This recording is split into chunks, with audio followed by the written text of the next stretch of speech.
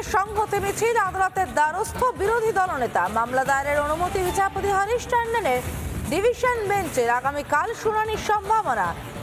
22 তারিখ তৃণমূলের সংহতি মিছিল। যেদিন রাম মন্দির উদ্বোধন সেদিনই সংহতি মিছিল এবং সেই কারণেই আদালতের দ্বারস্থ বিরোধী দলনেতা। বিস্তারিত জানবো আমাদের প্রতিনিধি প্রিয়াঙ্কার কাছ থেকে। প্রিয়াঙ্কা, দেখো সমাজনীতি ইতিমধ্যে উঠে আসছে 22 তারিখ মমতা বন্দ্যোপাধ্যায়ের মিছিল আটকানোর জন্য আদালতের দ্বারস্থ বিরোধী দলনেতা।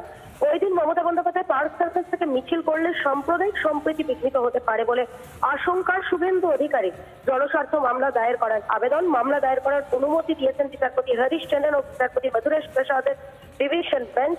মামলায় যুক্ত করা হয়েছে তৃণমূল কংগ্রেসকেও, এমনটা ইতিমধ্যে উঠে আসছে যে মামলায় যুক্ত করা হবে তৃণমূল কংগ্রেসকেও। আগামীকাল রয়েছে মামলার শুনানির সম্ভাবনা।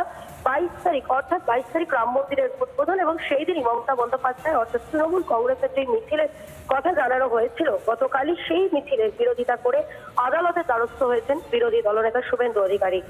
আগামীকালই মামলার শুনানি। পরবর্তীকালে কি উঠে আসে সেদিকে অবশ্যই নজর রাখতে হবে সমাজ। একেবারে তাই।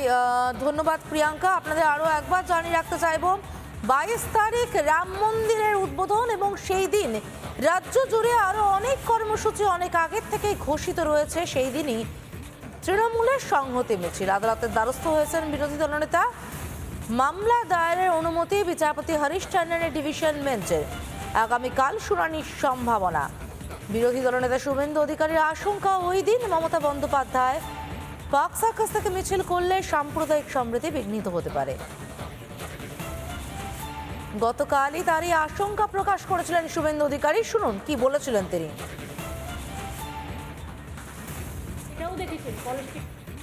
ভোট ব্যাংক ওনার কাছ থেকে সরে যাচ্ছে বলে উনি কার্যত রাজ্যে সাম্প্রদায়িক সম্প্রীতি নষ্ট করার চেষ্টা করছেন এবং কার্যত উনি উস্কানি দিচ্ছেন গোটা রাজ্যে ব্লকে ব্লকে সম্প্রীতি মিছিলের নামে, যাতে সেই দিন রামনবমীর মতো গোটা রাজ্যের কোথাও কোথাও অশান্তি এবং